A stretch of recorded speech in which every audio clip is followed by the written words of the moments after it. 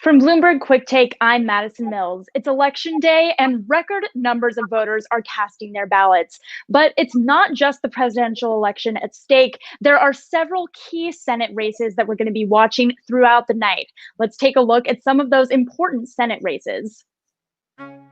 7 Black candidates are running in competitive Senate races this year. Their races could make history. Isn't about who can spend the I'm most. ready to be your senator. Of the 2,000 senators to serve in the U.S., only 10 have been Black. Of the 7 candidates, most are in the South, and 6 are Democrats, the lone Republican running in Michigan. One of these candidates is Reverend Raphael Warnock from Georgia.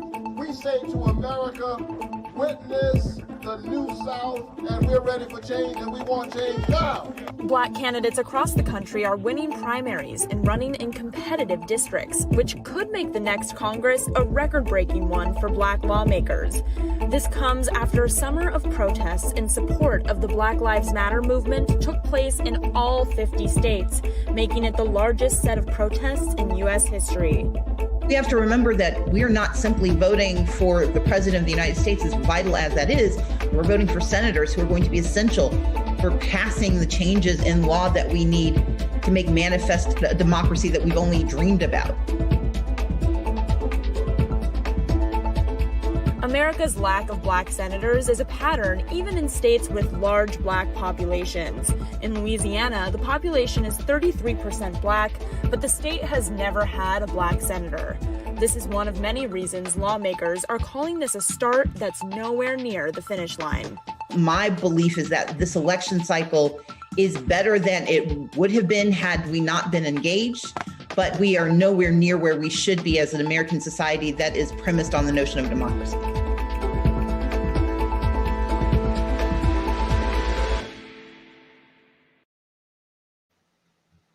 Joining us to discuss these races and his own experience on the ballot tonight is Mayor Tubbs from Stockton, California. Mayor Tubbs, how are you doing today? I am good. How are you? I'm good. How does it feel to be on the ballot yourself? How's the election going for you today? Even though this is my 3rd general election, I think my 5th or 6th election, including primary, it always feels surreal to have your name on a ballot with the presidential candidates of the United States of America as someone your neighbors could vote to help lead the community. So I'm always excited on election day, always a little bit nervous, and always in awe that despite the issues this country faces, the fact that I'm able to run for office and now run as an incumbent shows that all hope is not lost and there is a path forward. Right. And I want to talk more about your experience as mayor. But first, how is voting going in your district? Can you talk to me a little bit about anything you're seeing at the polls today? Has there been any voter issues or violence that you've experienced at the polls? No, and it's been consistent with our experience, particularly these last kind of 6 months, even with protests, that we haven't called the National Guard in Stockton. I haven't issued a curfew in Stockton, that we've been able to do democracy right. And give people space to protest, and today give folks the ability to vote. We have extremely safe drive-through kind of polling stations where folks are dropping off their ballots at city halls and at city hall and other locations.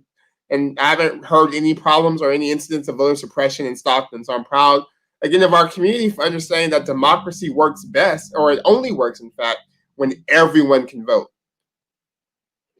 Absolutely. And I'm wondering if you can talk a little bit more about where you're thinking your district is going to land, not only, of course, on your seat, but also just on the presidential election as a whole. What are you hearing from voters? Yeah, well, I'm hearing from voters, and I've heard this from my first month in office with all the craziness around immigration and taking people away from their families, et cetera. Now, folks understand that things will never be perfect, but they expect progress and professionalism for their elected leaders. So I know a lot of people are excited. I've seen makeshift Biden-Harris signs, because I guess they ran out of the official ones. And folks are really excited about actually getting this coronavirus pandemic under control. People are really excited about actually having a sane, humane, and just immigration policy. People are excited about just having rational and reasonable disagreements that aren't about whether one has inherent human dignity or worth, but maybe about different ways of approaching a commonly recognized problem.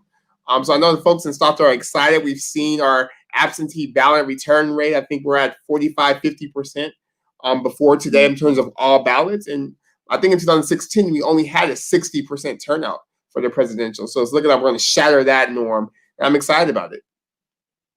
And as you kind of shatter those 2016 numbers, it's not just the presidential election that'll be impacted, right? It's also these down the ballot races that we mentioned earlier. Are there any candidates that you're particularly excited about, not just in California, but across the US? I've spent a lot of time supporting candidates throughout this country. Yasemin is a good friend of mine who's running for city council in Phoenix. And I think her election to Phoenix, Arizona will be incredibly important. My friend Jevin Hodge is running for supervisor in Maricopa County. One of the most, it's like a 50-50 Democrat to Republican county. So it's going to be a close race, but he's, again, another young millennial who's running for office. I'm incredibly proud of him. My good friend Adrian Perkins, a fellow mayor of Shreveport, who's running for senator of the great state of Louisiana. And I'm looking forward to him advancing to the runoff and making a very competitive push to be the first Black senator in Louisiana, which, as mentioned on the top, a state that is over 30% African American. And then in Stockton, my best friend Lang Luntow is running for re-election as a school board member. So I'm looking forward to his re-election as well. And Mayor Tubbs, we are hearing some breaking news. The Associated Press is calling Cory Booker as the winner of the Senate race in New Jersey. He's one of the 7 Black candidates running for Senate this election cycle. As we're getting this breaking news in, I'm wondering if you can talk a bit about the importance of having politicians who look like the electorate as we're heading into this election after a summer of protests in support of the Black Lives Matter movement across all 50 states. What does that representation mean for voters? Yeah, and I think it's representation, not just in rhetoric or appearance, but in a lived experience and policy priorities. Because, for example, we know the Attorney General of Kentucky is a Black man who has done nothing around the death and murder of Breonna Taylor, although he looks like a Black man. So that's completely unacceptable. So I think when we talk about representation, we're talking about people who can really speak to lived experiences. And I know as the mayor of a city that's only the first Black mayor of Stockton, a city that's only 10% Black, my experiences as a Black man have allowed me to have empathy for all the communities I represent. From, like, I don't know what it's like to have immigrant parents, but I do know what it's like to have a parent taken away because of incarceration. I'm able to relate to my families there. I don't know what it's like to be an LGBTQ person in this country, but I do know what it's like to feel marginalized or rendered invisible. So I connect with my LGBT constituents. I think in the same way, it's incumbent on us to have elected officials who can speak to the particular experiences, because we know in America, not everyone is yet treated equal. And having folks who know what it's like to be treated unequal, I would argue, leads to a better result in terms of policies that get us to the end goal of equality and justice for all. And sticking with that for a bit, how has your personal experience impacted the way that you think about and shape policy for your constituents? Oh, it is it's the prism through which I view the world, but it's not a moat. It's a bridge. It allows me to really empathize and understand other experiences. But from everything we're doing in Stockton to the violence reduction work, we've seen this significant decline in homicides. And I'm passionate about that because my cousin was murdered here in Stockton. And I understand that cops alone aren't going to solve that public health issue of gun violence, that we have to fight poverty, and we have to target the young men at risk of being victims or perpetrators of gun crimes with actual opportunity.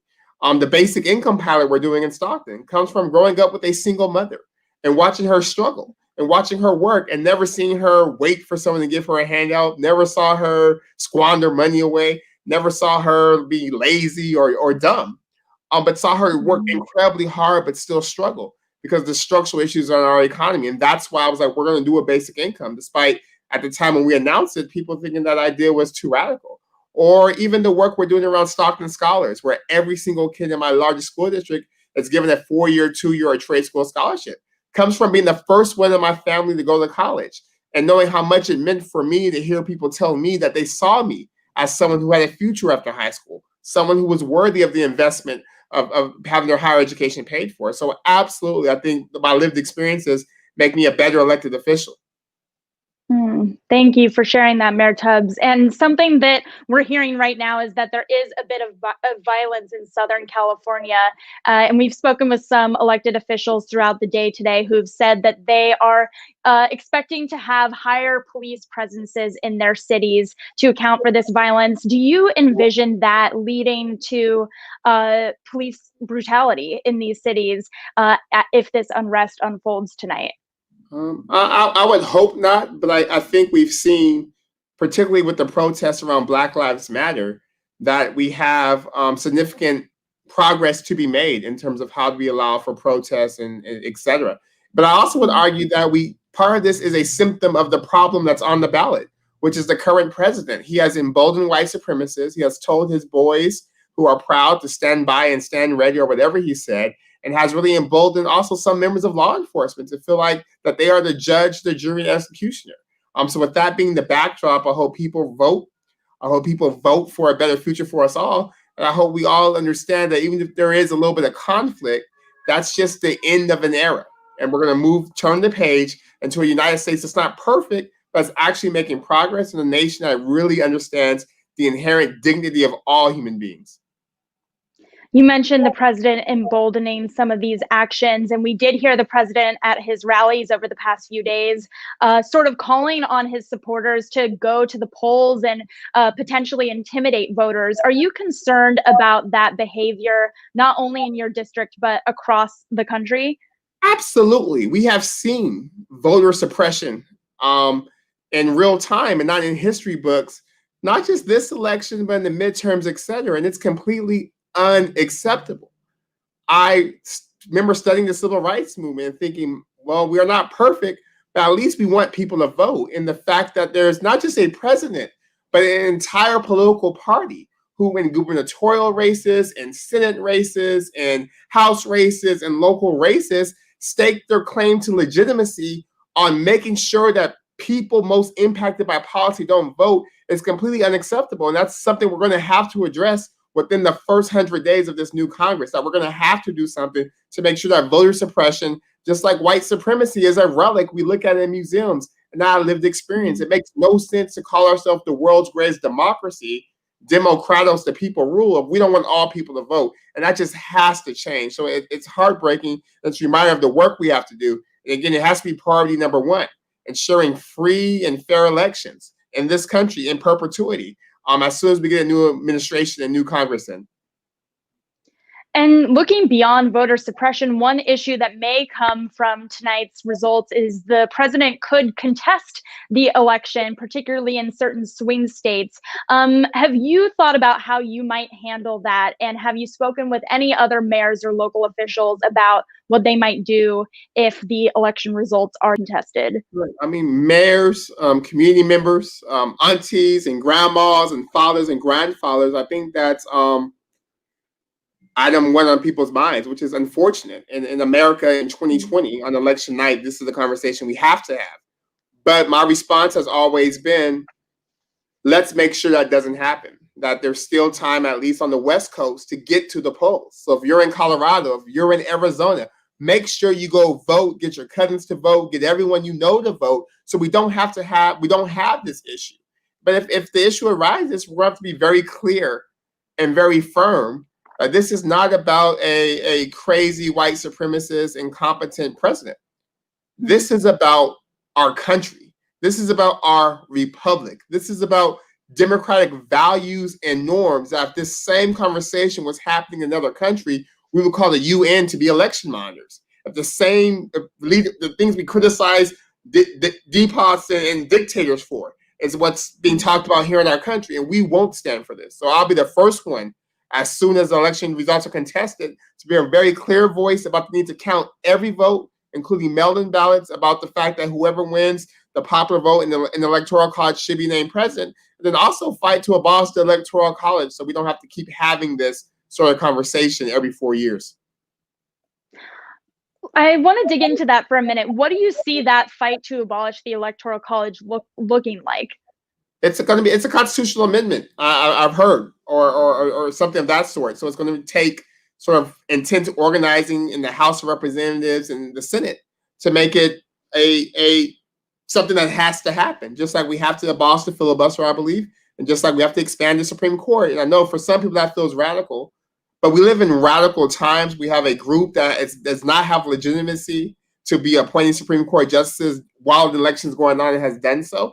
And we all have to live with the consequences of those actions. And I understand the wisdom of our founding fathers was in creating a document that could be malleable with times, that they weren't psychics, that they couldn't see the future, that they gave us a great framework, but that framework has to be made to fit in our times. And our times demand a Senate that's able to legislate and do the people's work, which is going to require and in the filibuster. Our times will mandate an electoral college. It makes no sense that one party can only win the presidency not by winning the popular vote. That's just anti-democratic, and that's an archaic form of election results and voting that was created when I was considered property, when women couldn't vote. It's not like it's something that was part of our modern democratic era, and it's something that absolutely should be abolished.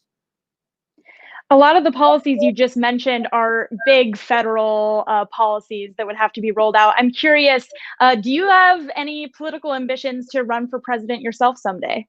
I am all of 30 years old, and Stockton's aging me more and more every day. So I know I'm deeply committed to winning this re-election tonight. And after I'm termed out in 2024, I'll be 34 years old, so I won't be able to run for president. But if there is an office that makes sense, I would seriously look at it. But even not, I will continue to be a big mouth and a loud mouth, or as Dr. King called it, a drum major for justice, and also a drum major for the best of what America can be. We are such an unfinished work of art. There's so much work we can do. And I'm excited about using my time on this earth to pushing us to get there. Mayor Tubbs, we can't thank you enough for making time for us tonight. I know we have to let you go soon, but I want to quickly ask you about your 1-year-old. Did you take your sweet angel baby to the polls with you today? Yes, it was funny because before we walked out to vote, my wife and I had a little tussle about who could hold him, because he's like a little cherub, right? You want to be seen with the cherub. But she didn't like the way I held him, so she ended up holding him. Also, for the rest of his life, there'll be a picture of him and his mom and me on the side. But no, he's a good reminder of why it's important to vote and what's at stake and why this work is worth it. So this is his second election. He went with us when he was 6 months old to the primary. So by the time he's 18, he'll be battle tested and ready to vote and continue to make our country what it could be. And one final question, actually, you mentioned the primary. Can you tell me a little bit about what it's been like for you to go all the way from the primary to finally we're here on November 3rd? A lot has gone down over this election. What has that been like for you? It feels like another world. And my feelings were hurt. I didn't win 50% with 8 people in the primary. I had a little bit of an attitude. But then the next week, it was COVID time. So I had to snap out of my little funk and get focused on governing and delivering for my people. So in retrospect, I'm actually thankful for the opportunity to have to run for office during this time, because it's made me very sensitive and very in tune with what was happening in community, and also tested my mettle, because during this time, I had to make unpopular decisions. I had to call for things like mask ordinances that a lot of people didn't like. I had to fight with our county government for CARES Act resources. I had to do things like buy hotels for individuals who are homeless as a means of creating permanent supportive housing, but also mitigating COVID. So it's been a challenge, and I cannot wait to have one job to do, which is to be mayor of Stockton and not have to run. And I'll be term limited, so literally my only focus will be being mayor of Stockton. I'm looking forward to that day. Well, Mayor Tubbs, I know you have a busy election night yourself ahead. Best of luck to you, and thank you so much for joining us. For everyone watching, please continue to follow our coverage here on QuickTake throughout the night, and we'll see you soon. Thanks so much.